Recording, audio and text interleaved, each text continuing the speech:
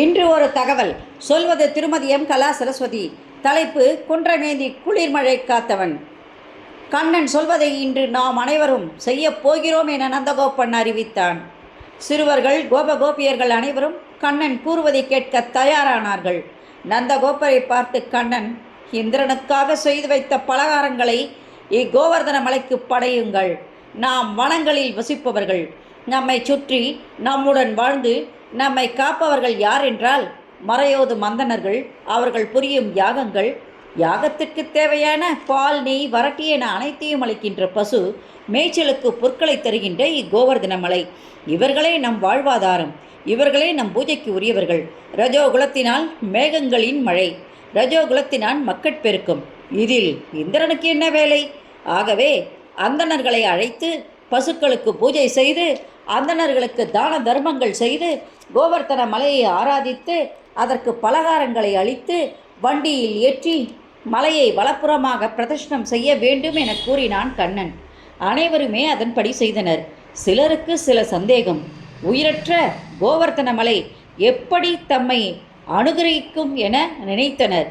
இந்த ஐயத்தை போக்க பகவான் தானே பெரிய சரீரம் எடுத்து கோவர்த்தன மலை உச்சியில் அமர்ந்து அவர்கள் பிரியமுடன் அளித்த நிவேதனங்களை உண்டான்.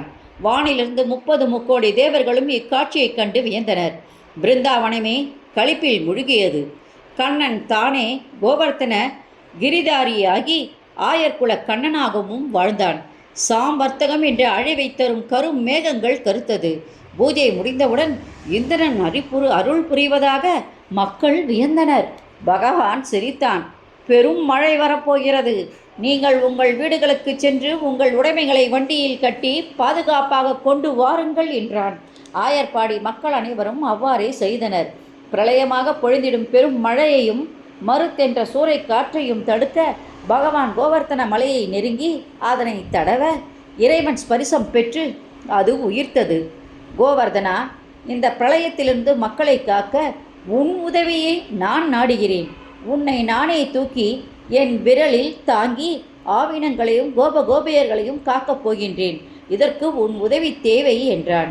கண்ணனின் காலடியில் தன் உச்சித்தலை படும்படி சாய்ந்து வணங்கி வழிபட்டான் கோவர்தனன். கண்ணன் தன் சுண்டு விரலால் குடை போல கோவர்தனகிரி மலையை தூக்கி மக்களை காத்தான். மீண்டும் தொடரும். இந்த ஆடியோ வீடியோ உங்களுக்கு பிடிச்ச லைக் பண்ணுங்கள், ஷேர் பண்ணுங்கள். குளத்தூர் பாபா டெம்பிள் சேனலுக்கு நீங்கள் சப்ஸ்கிரைப் பண்ணுங்கள். நன்றி, வணக்கம்.